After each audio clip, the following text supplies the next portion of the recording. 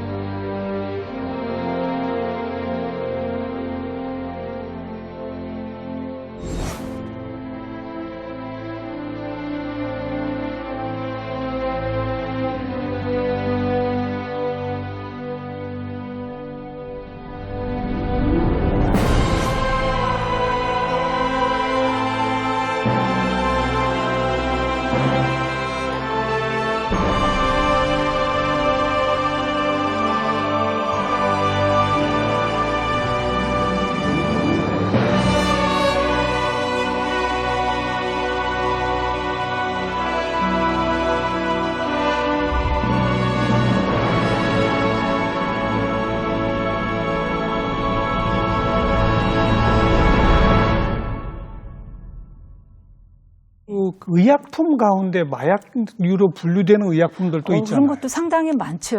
예, 뭐 저기 수면제 같은 것들은 다 의약품으로 지금 쓰고 있는 것들인데 그런 것들이 간혹 이제 뭐 성폭행이라든가 강간 사건, 그다음에 뭐 마치 강도, 뭐 잠재우고 뭐 돈을 뺏어서 도망간다든가 그런 데로 또 많이 이용되고 있습니다. 그런 마약류로 분류된 의약품은 예. 관리가 철저해야 되는 거죠. 그렇죠. 예. 최근에는 프로포폴이 가장 또 논란거리 네, 아닙니까? 맞습니다. 워낙 뭐 재벌한테까지 요새 막 굉장히 지금 이제 회자되고 있는 게 프로포폴인데요. 프로포폴은 사실 이제 전신 마취에 쓰는 수면 마취제입니다. 예, 그래서 예. 예전에 우리가 위내시경이나 대장 내시경 할 때 그 수면으로 할 때 가장 많이 쓴 게 바로 프로포폴입니다. 그렇죠. 그리고 이게 이제 생긴 게 그 밀크색을 이렇게 띠는 좀 불투명한 액체이기 때문에 그 사람들 사이에서 우유주사라고, 우유주사. 예, 우유같이 생겼거든요. 음. 이렇게 우유 색깔하고 굉장히 유사합니다. 그래서 우유주사라고 이렇게 많이 이제 불리웠었습니다. 예. 근데 이게 환각성이 있어요. 그렇죠. 그게 이제 사실은 이제 의료 목적으로 쓰면은 그렇게 문제가 없는데 그게 이제 그 특히 연예인들 사이에서 이제 다행감, 활락, 뭐 쾌감 이런 것들이 있기 때문에 이제 그런 목적으로 지금 굉장히 많이 남용되고 있어서 우리나라에서 좀 문제가 많이 됐었고요. 또 이제 그 프로포폴은 마약이 갖는 특성인 중독성도 있고, 중독성이 있어요. 네, 또 이제 금단 증상, 뭐 이렇게 줄이 끊으면은 막 어떤 이제 유해한 몸에 작용이 나타나는 금단 증상, 또 내성 이런 것들이 있습니다. 그래서 계속 할 때마다 양을 늘리거나 또 투약 횟수를 증가해야 되는 이제 그러한 그 마약이 갖고 있는 성질을 다 갖고 있기 때문에 예. 이제 우리나라에서 나중에 사회 문제가 되니까 이제 규제를 한 거죠. 근데 사실 그 프로포폴은 많이들 다 아시겠지만 2009년에 그 마이클 잭슨 유명한 그렇죠, 세계적인 그렇죠. 가수 마이클 잭슨이 사망을 했었을 때 그 사인이 과용이었죠. 프로포폴 급성 중독사입니다. 어. 예, 그래서 이제 마이클 잭슨 같은 경우에는 너무 잦은 성형 때문에 늘 통증, 만성 통증과 불면을 갖고 있었다고 그래요. 그러니까 이 사람은 그 약이 없으면은 생활이 어려울 정도로 그 프로포폴에 굉장히 의존적이었다가 결국은 과랑 투여로 그 중독사한 것입니다. 예. 네. 근데 지금 이 방송을 보시는 시청자분들 가운데 혹시나 네. 아니 나는 내시경 할 때 수면 내시경을 해야 되는데 네. 그러면 수면 그거 하면 안 되나 이렇게 생각하실 네. 분들한테는 뭐라고 하실 수 있겠어요? 그래서 사실은 이제 그 예전에는 우리가 프로포폴을 많이 수면 내시경 할 때 썼고요. 이제 마약으로 이제 이게 등재된 게 2011년입니다. 우리나라에서. 그래서 그 이후로는 이제 많은 그 병원들이 다른 약물로 지금 대체하고 있습니다. 이제 국민들이 많이 불안해하고 있기 때문에 예. 그래서 지금은 이제 프로포폴은 잘 안 쓰는 걸로 그렇게 알고 있어요. 예. 그러니까 다른 대체 약물이 있는데도 여전히 프로포폴을 사용하는 이유는 뭐예요? 그렇지만 또 그 약물이 갖고 있는 또 좋은 사실은 치료작용이 있거든요. 아하. 그래서 약은 항상 양면성이 있습니다. 맞아요. 그래서 그 너무 좋은 작용이 있는데 사실 남용하는 사람은 일부 국민이죠. 예. 온 많은 국민은 이 혜택을 받아야 되는데 일부 국민이 남용한다고 해서 무조건 다 금지시켜버리면은 좋은 그 치료작용을 국민이 반대로 그렇죠. 혜택을 못 받을 수가 있습니다. 그래서 그러한 마약을 지정할 때 정부는 나름대로 그러한 고민을 갖고 있는 하겠군요. 겁니다. 예.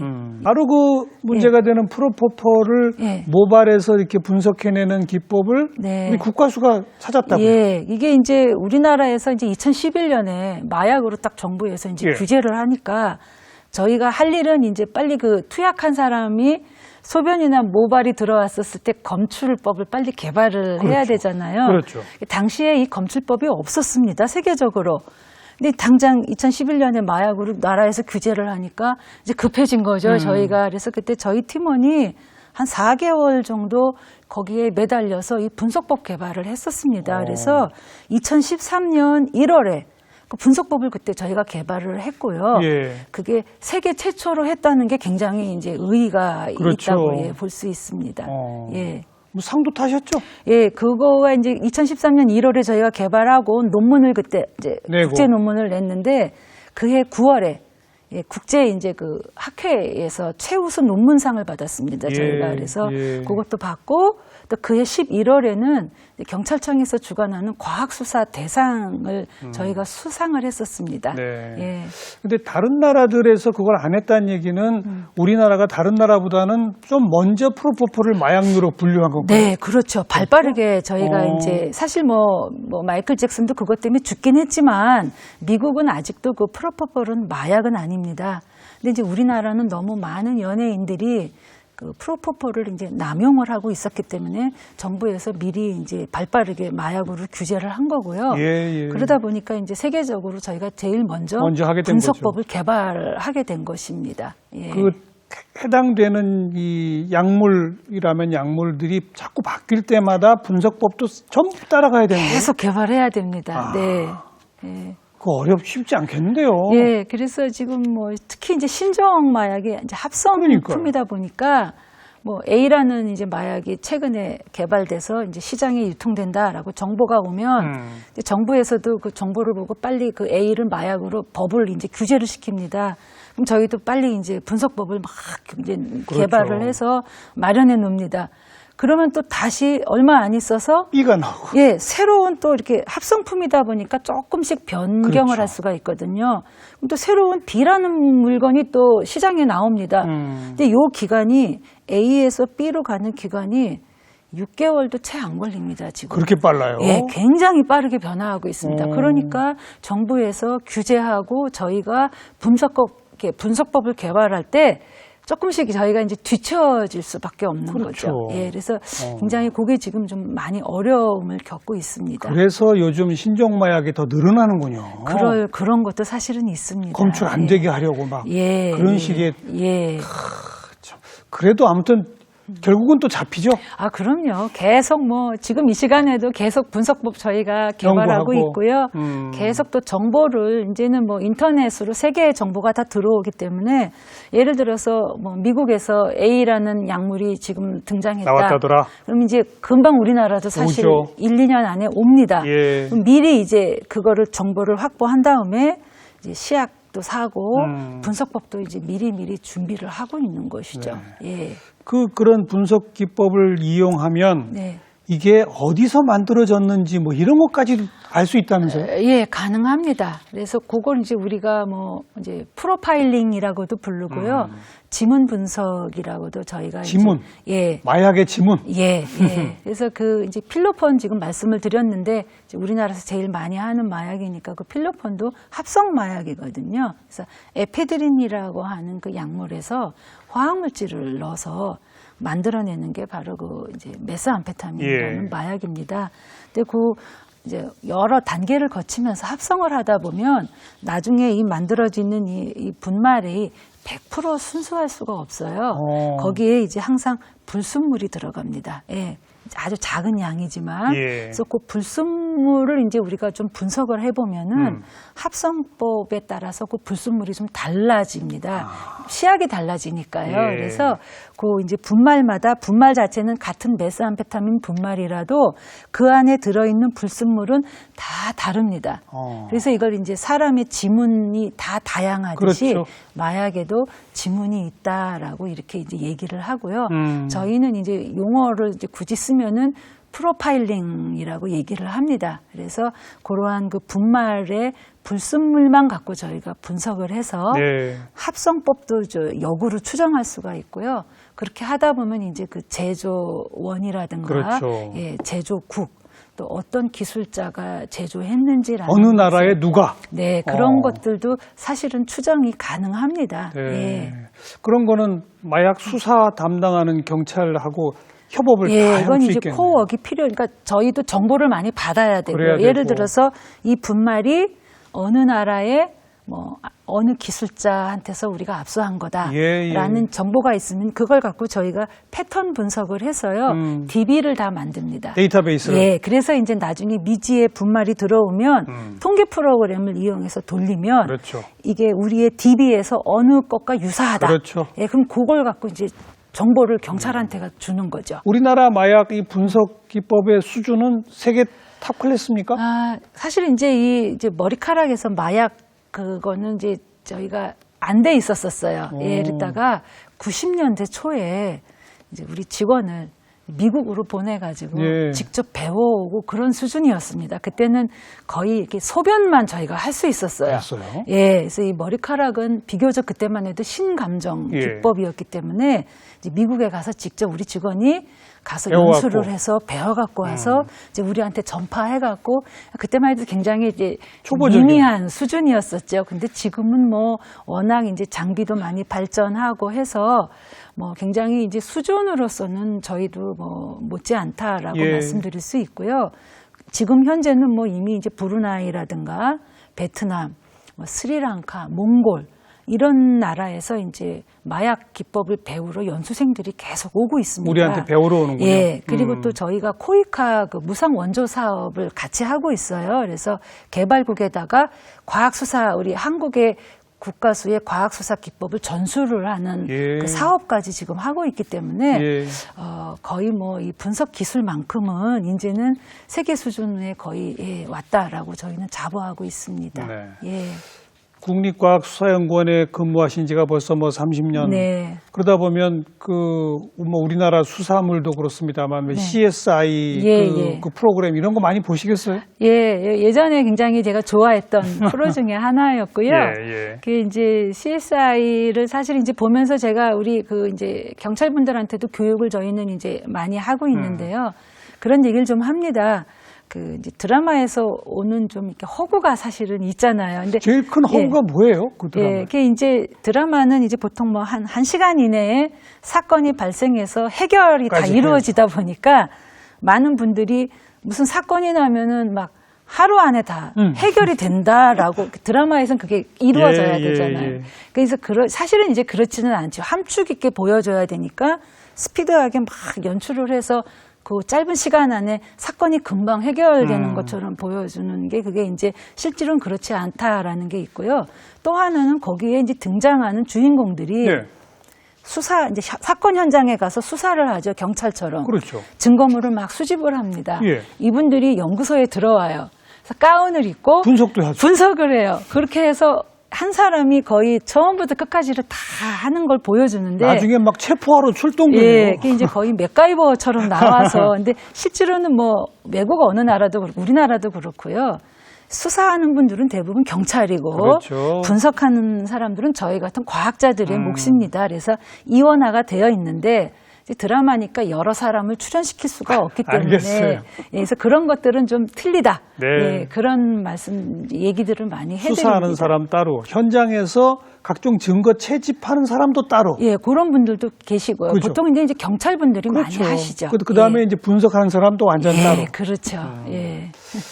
그런 마약 담당으로만 이렇게 오랫동안 근무하셔서 생긴 특별한 습관 같은 것도 있으세요? 있죠, 당연히. 뭐가 그래서 뭐 요즘 이제 지금 시기가 거의 그 양귀비 단속 기간입니다. 마약 이게 양귀비는 관상용도 있고요. 이제 규제하는 마약 양귀비가 있어요. 있습니다. 근데 일반 이제 시민들이 그걸 잘 구분을 못하고 예. 이렇게 막 예쁘다고 심어 놓는 경우도 있거든요. 그래서 길에 이렇게 양귀비 보면은 일단 보죠. 이 관상용인지 뭐 마약 그건지를 막 이렇게 주의 깊게 이제 보고는 하고요. 또 아침마다 요즘은 이제 뭐 인터넷으로 기사 모아보기 기능이 워낙 많아서 예. 마약과 관련된 사건 사고를 매일 아침에 쫙 보셔야죠. 검색하면서 예, 어떤 일이 있었는지 트렌드는 어떤지 외국은 어떤 마약 사건이 있는지 그런 걸 항상 이렇게 보는 습관이 있습니다. 예. 마약 근절하려면 어떻게 하면 될까요? 사실 이제 마약 근절은요, 뭐 한 가지 가지고는 사실은 굉장히 못하죠. 어렵고요. 또 길게 봐야 됩니다. 그래서 어떻게 보면은 이제 제 생각에는 한 3가지 정도가 필요하다고 저는 보고 있고요. 우선 하나는 교육입니다. 예. 일단 제가 오늘 막 여기 오면서도 뉴스 검색을 했는데 예전에는 우리가 마약은 주로 40대에서 50대가 많이 했어요. 우리나라 40, 50대의 장년 그룹이. 올해는 20대, 30대가 50%를 넘었다고 합니다. 그러니까 그만큼 마약도 지금 연령이 낮아지고 그렇죠. 있다는 거예요. 그럼 이게 뭐냐? 청소년에 대한 교육이 지금 잘 안 돼 있는 거예요. 예. 얼마나 유해한지에 대한 교육이 지금 잘 안 돼 있습니다. 그래서 예방 차원에서는 교육이 교육. 굉장히 중요합니다. 그리고 뭐 강좌 이렇게 대면 강좌도 중요하지만 요즘은 워낙 그 인터넷을 이용한 많은 교육 온라인 프로그램들이 강의. 있습니다. 온라인으로. 그래서 그런 것들이 다양하게 개발이 돼서 적극적으로 그 청소년들한테 유해성에 대한 교육이 저는 필요하다고 보고요. 예. 두 번째는 그 수사력이 좀 강화가 돼야 그렇죠. 되는데 사실 요거는 이제 2019년에 버닝썬 계기로 해서 경찰청에서 마약 수사 그 전담 인원을 100명이나 늘렸습니다. 더 늘리니까 기존 150에서 지금 250명으로 늘어났거든요. 그리고 수사력 강화 그리고 또 식약처 같은 경우는 마약 정책을 수립하는 곳이다 보니까 마약 관리관제라는 것이 신설이 됐습니다. 예, 그래서 예. 이렇게 좀 정책적으로 좀 강화가 돼야 되고요. 또 하나는 정책이 강화돼서 잘 돌아가려면 저희 같이 이제 분석하는 이 기관, 시험기관에 적극적인 지원이 있어야 됩니다. 인력도 필요하고 예, 이제 저희가 장비도 필요하고 잘하려면 정말 인력도 있어야 되고요. 가장 좋은 정말 첨단 장비가 많이 있어야 됩니다. 그러니까 예산이 굉장히 필요한 이런 분야입니다. 그래서 교육, 또 수사력 강화, 또 저희 같이 시험기관에 대한 지원 네. 이 세 가지만 잘 이렇게 이루어지면 우리나라 이제 멀지 않아 마약으로부터 안전한 그러한 사회가 저는 될 거라고 그렇죠. 그렇게 생각합니다. 그리고 오늘 예. 우리 초반에 얘기한 것처럼 이제 세계가 하나가 돼버린 국제화 네. 시대라 예. 세계적 공조도 필요할 것 같아요. 예, 이런 부분에서. 그래서 뭐 저희는 해마다 사실 이제 국제학회를 그러니까요. 항상 나가는 이유가 정보를 네, 빨리 네. 캐치해야 되고요. 또 외국 저널을 많이 읽으면서 그런 것들을 많이 얻으려고 되게 노력합니다. 예. 앞으로도 마약과의 전쟁의 최전선에서 네. 좀 열심히 싸워주시기 바라겠습니다. 네. 박사님 고맙습니다. 네, 감사합니다.